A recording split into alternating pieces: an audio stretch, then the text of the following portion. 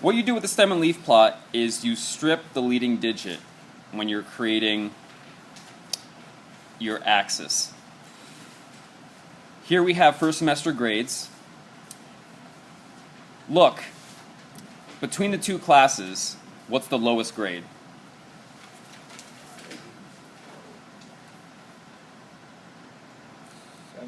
71. And the highest grade? 102. So I will need the numbers 7, 8, 9, and 10 on my axis. What you will see is that we are going to form a histogram on its side. It doesn't matter if you start with the smallest number on top or on the bottom. As I've instructed, we'll do it for period 5 first. So this 85 gets represented on this stem and leaf plot with a 5 next to the 8. The 78 is represented by an 8 next to the 7. The 86 by a 6 in the 8 column. And you keep going.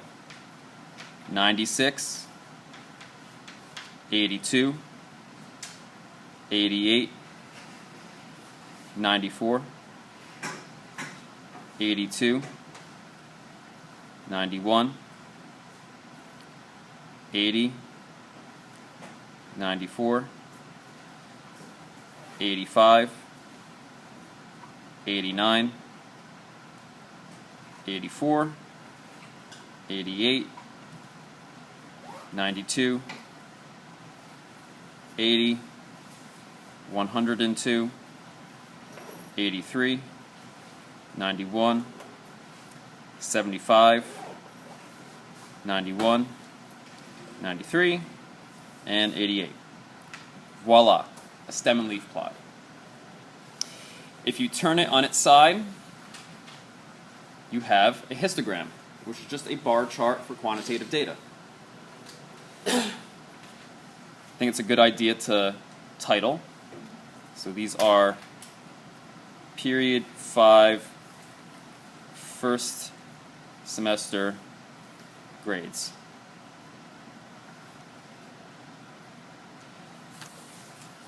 I think it's nice also to have a legend or a key.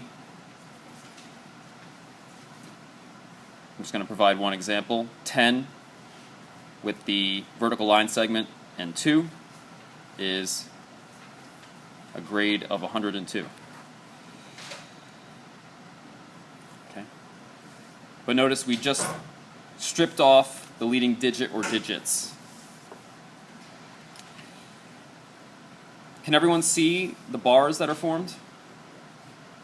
How these numbers form the bars? Do you see that or no? You're not seeing it? Okay. That's why I asked. So I will make it evident for you. The cool thing about this plot is that by listing the numbers, you are forming the bar structure. You're building the bars.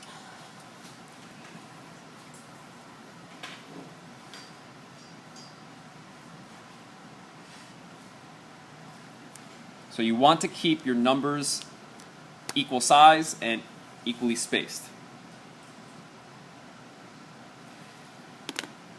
As you can see, it's simple, it's easy, you don't need a computer.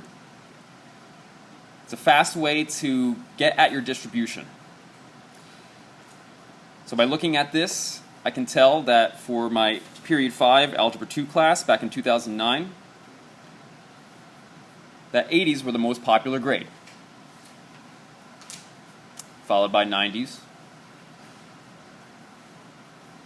followed by 70s, and then 100s. So based on this graph, looks unimodal, roughly symmetric. It's a little hard to ascertain the skew. I could see it being maybe skewed to the lower grades because of this here, this high 90 bar. There's actually a calculation for skew though, just so you know. So there won't be any argument if you calculate it. Yes? Isn't it hard to tell like the modality though? Because it's like by tens. Yeah, I'm glad you brought that up.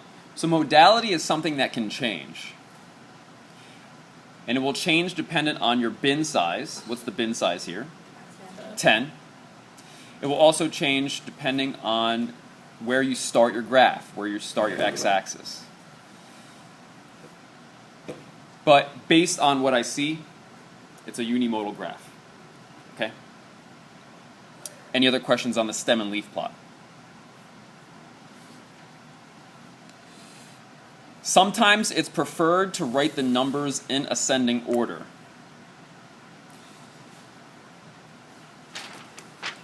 So just to show you what I mean.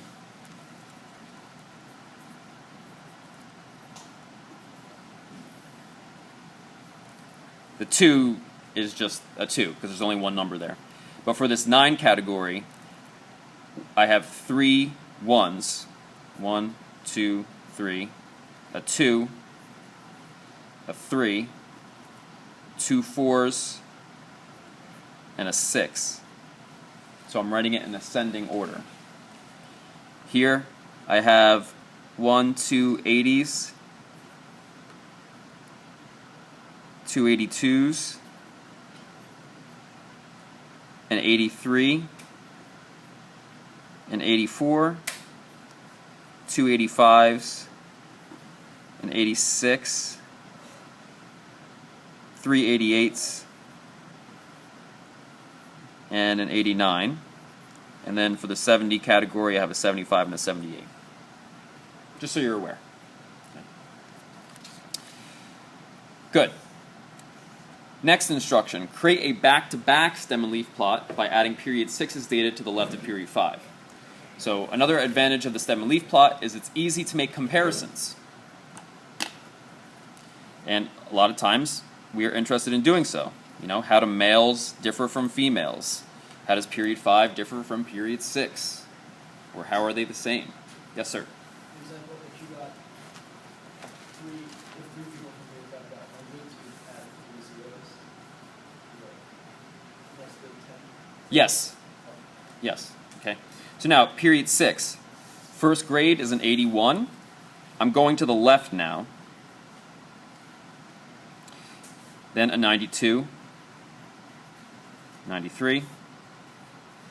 82, 78, 81, 89, 82, 95, 97, 94, 92, 81, 82, 84, 71, 88, and 82. Now I can see how the classes compare. And these bars are optional. I just did it to show one or more of you how it is a histogram, which is just a bar chart for quantitative data on its side.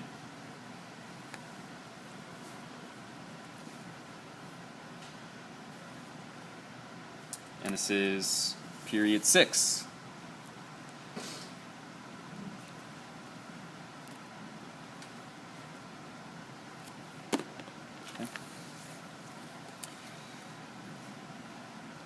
Now for the comparison, I'll ask a random person.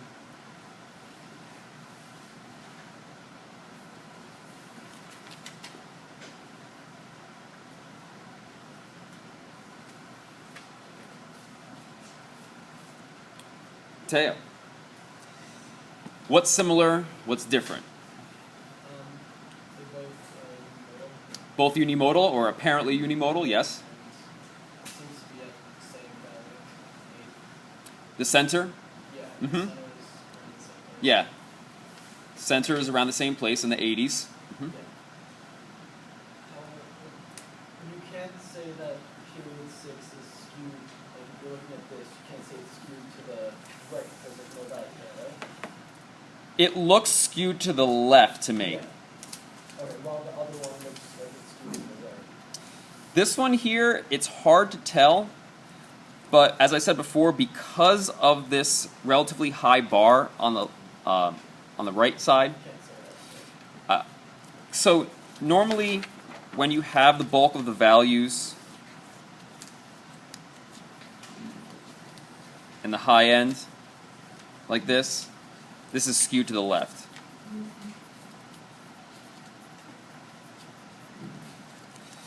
So I'm going to make a guess that this is skewed to the left because the bulk of my values are on the high end. Okay.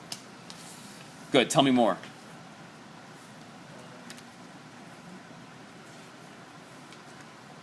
There are no outliers.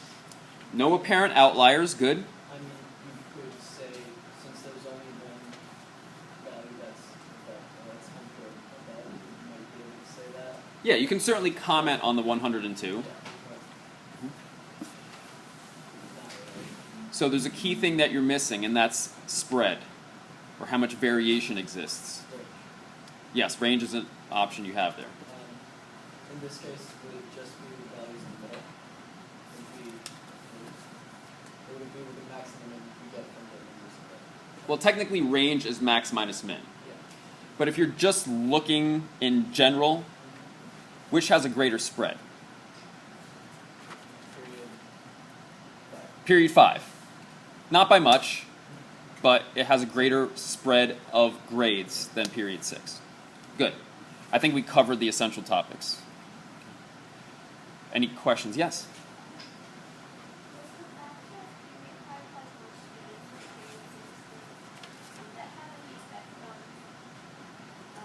No. No, the fact that period 5 has more students doesn't really affect our comparison here. You could say that if you want. That would be valid. Yeah. So centers are roughly equivalent. And just so you know, if you don't already, I'm answering in a very abbreviated fashion. I would not get full credit on a free response if I answered this way.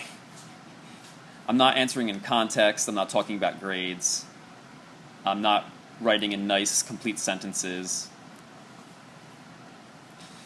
Centers are roughly equivalent.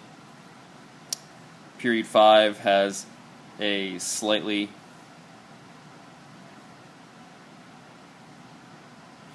greater range of grades.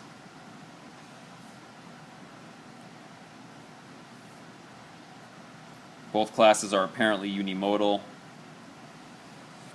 I say apparently because, as I said before, modes can change depending on your parameters for your graph.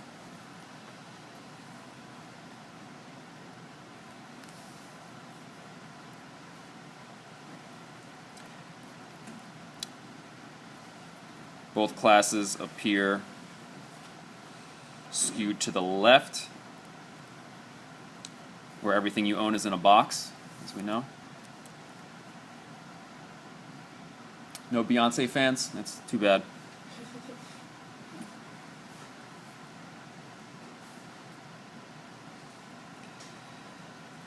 No apparent outliers. Okay, the basics. Moving on. Now create a back-to-back stem and leaf plot as in number 2, but this time use split stems. In other words, have one 7 stem represent 70 to 74, and another 7 stem represent 75 to 79. So what we're doing is getting more or finer resolution, which is usually a good thing. So what I'll have are 2 7s,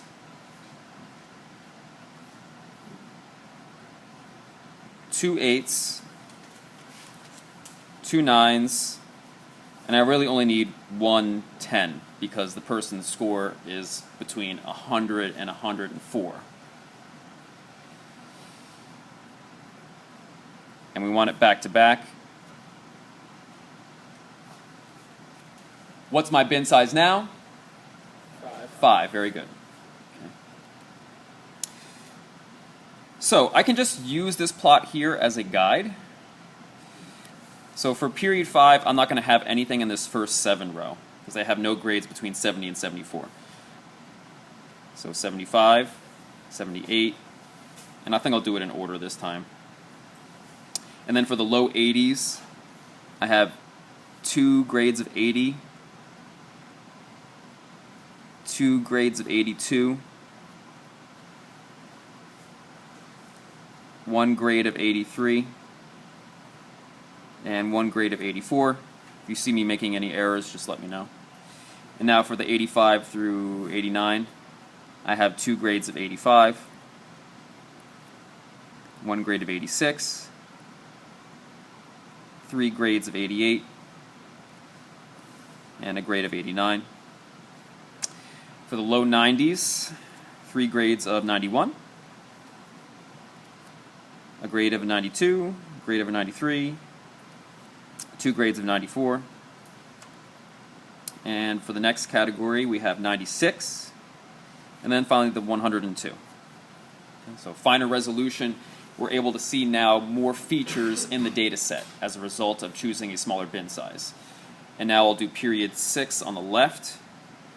They do have a grade in the low 70s, so we put a 1 there. Next grade is a 78, next category. And then low 80s, we have 3 81s.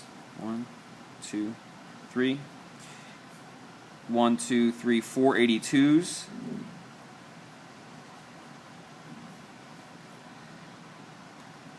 And 84. Next category, 88 and 89. Low 90s, we have 2 92s, a 93, a 94. And then high 90s, we have a 95 and a 97. Okay.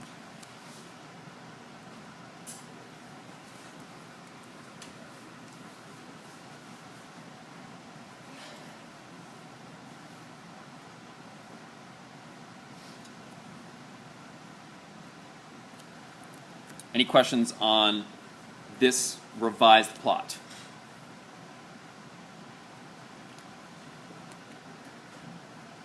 Okay, and lastly on this page, what if anything changes about the description of the distribution vis-a-vis our first stem and leaf plot?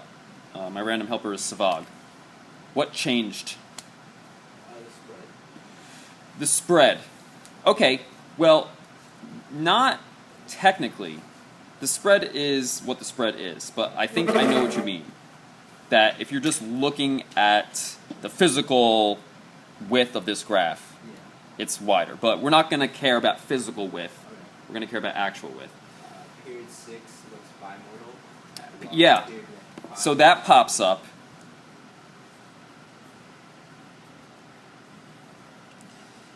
We can now see that the primary mode for period 6 is in the low 80s. That is the most popular grade. B minuses, essentially. And then we have this secondary mode in the low 90s.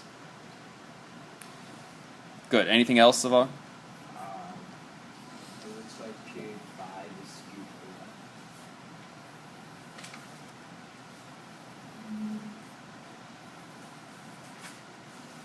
left. Let's see. Period 5.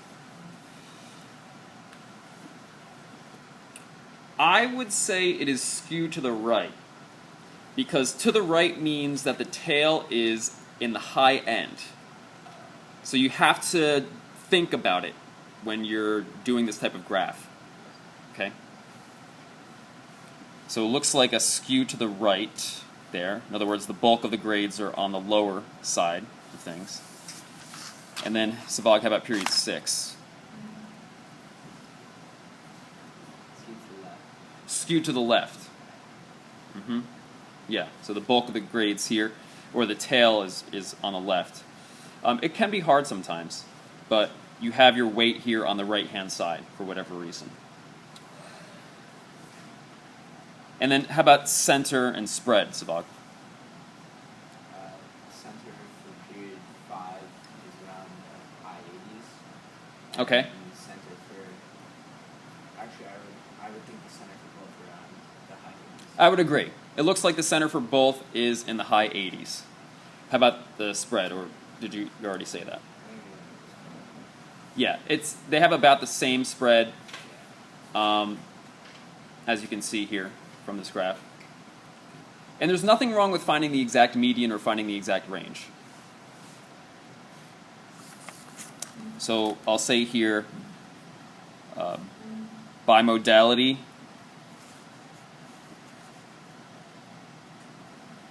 appears in period 6.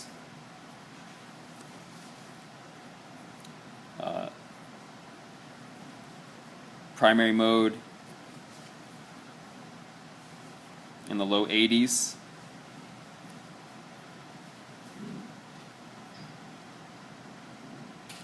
Secondary mode in the low 90s. So I would investigate those two groups to see if there's any commonality within each of them.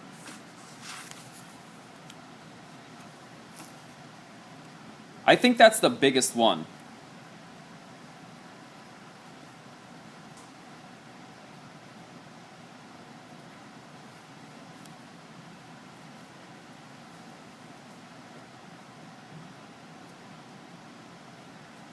My main objective here was for you to see how features pop up when you go to a lower bin size.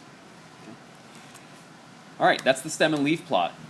This is thanks to John Tukey. I like to give credit where credit's due. What did you write other characteristics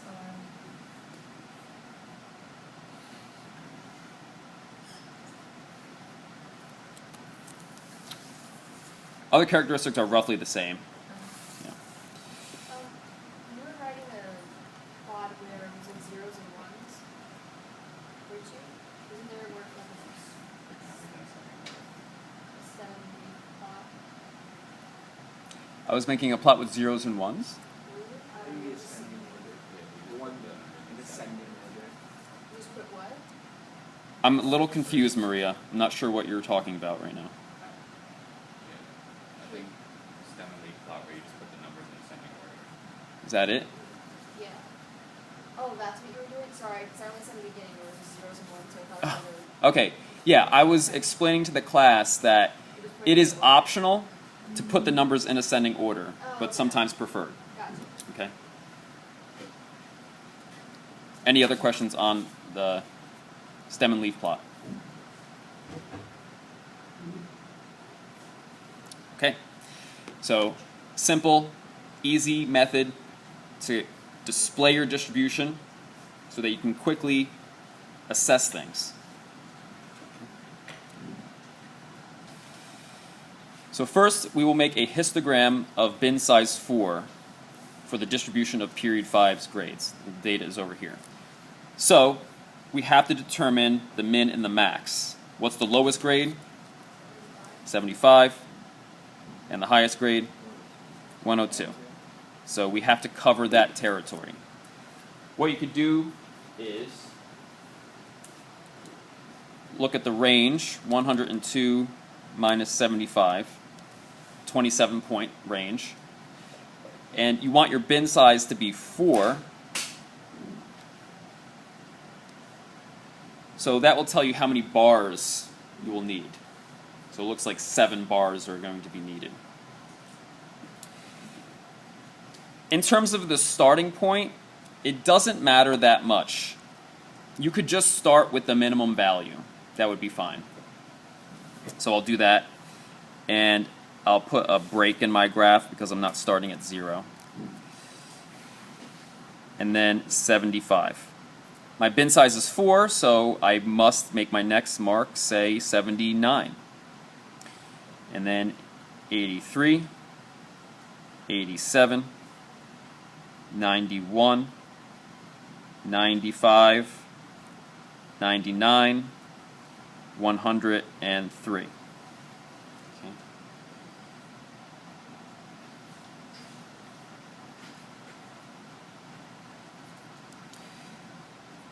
The y-axis is frequency.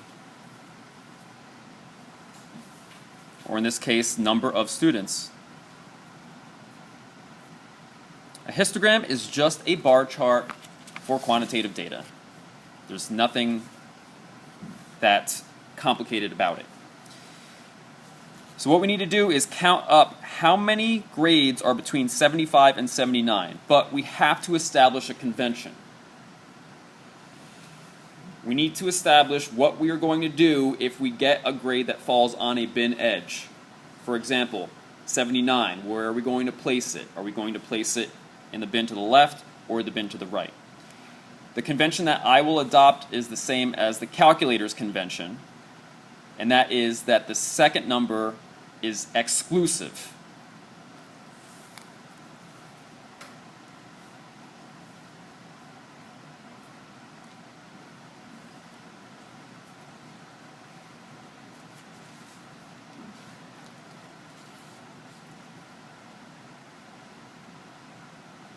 What that means is if you get a number that falls on the right end of a bin range, then it doesn't go in that bin. It goes to the bin to the right of it. So effectively, our first bin are grades between 75 and 78, since our grades are whole numbers. We have a 75 and we have a 78. So this bin is going to be 2 units high.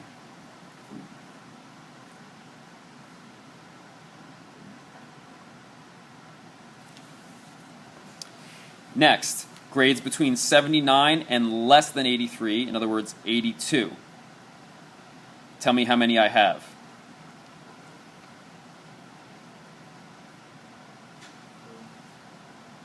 How many?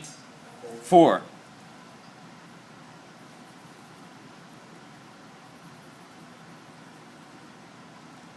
Next, between 83 and less than 87, in other words, 83 through 86. How many?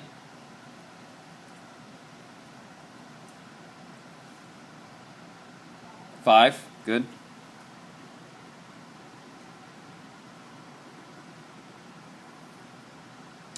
Between 87 and less than 91.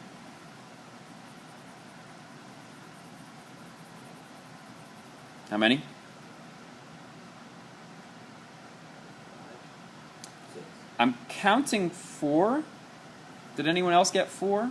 Yeah, I got 4. Yeah, so I'm using this modified stem and leaf plot. I want grades between 87 and less than 91. So it's 87 through 90. I have 1, 2, 3, 4.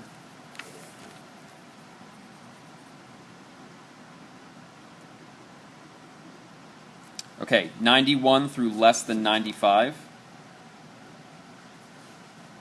How many? 6. I'm counting 7.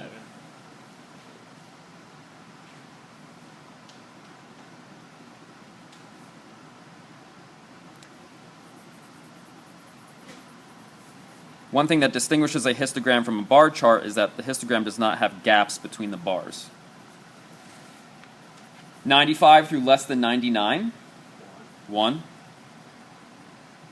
And 99 to less than 103, 1.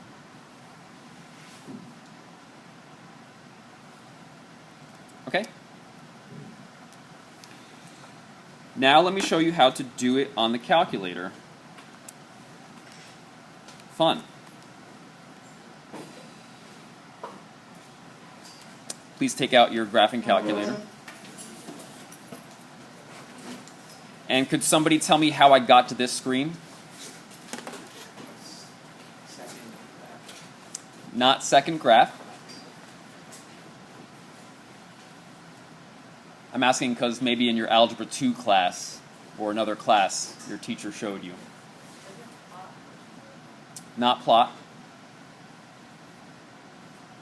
Okay, it's no big deal. It's stat. So go to stat. Number 1, edit.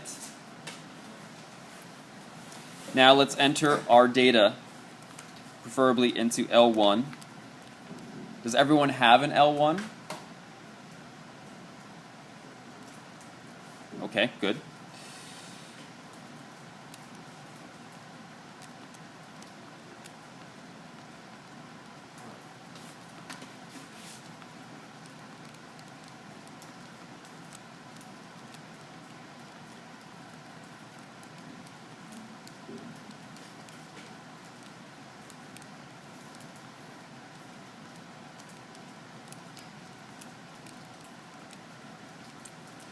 In these situations with the calculator, it's important that you help each other, especially if you run into an error or if you miss something that I do. Okay? That was the hardest part, entering the data. Now we'll plot it. Anyone know where I'm going to go? Nope. Good guess, though. Not graph. What's that? Stop plot. Good. So second, y equals. Either press number 1 or press enter to go into plot 1. You need to turn it on, so move your cursor over the on and press enter. You need to select the histogram. It's the third option, so move your cursor over that and press enter. XList is L1. That's where your data is. And leave the freak option at 1, which is the default. The calculator has a cool feature, zoom stat, that will automatically determine a reasonable window for your graph. So press zoom. Oops, I don't know why it does that. Quit, zoom, until you get to this screen. And then number 9, zoom stat. Bam, a histogram. You can press trace, and it will tell you the characteristics of each bin. So our first bin is 75 through less than 79.5. So in other words, grades from 75 through 79. And there are 2 individuals in that bin. Okay, and you can use the arrow keys. Our most popular grade is between 84 and 88. Yes, sir. How do you find that? Trace. Okay. As you can see with this scaling, we have a gap. That can happen. So one might argue that the 102 is a bit of an outlier. I want to get it to look exactly what we graphed though, So I need to go to the window to manually change things. My X-min, I'm going to leave at 75. My X-max, let's make it 103. What should I make my X-scale? 4. Good. And I'll leave the Y parameters alone for now. I might need to tweak them. Do not press zoom 9 again, because that will change what you just changed. Just hit graph. Voila. The calculator version of what we did by hand. Okay? Now, because of lack of time, let's just do the second one on the calculator, the one for the bin size of 3. All I have to do is go into Window and change my X scale to 3. Now my bars will be 3 units wide. Let's press graph. So a very different looking distribution. This is what can happen when you change the parameters of the graph, or in other words, the scaling and where you start. It looks much more uniform now. We still have a gap though, so one still might consider the 102 to be an outlier. You don't see this apparent bimodality there. Okay? Any questions on using the calculator to make a histogram? What I would do as an engineer is I would dial the bin size down until I would see features pop up. That doesn't mean that the features are real. They still could be artifacts of my scaling. But I would still do that, and then I would do my investigation and see if those were actually real things.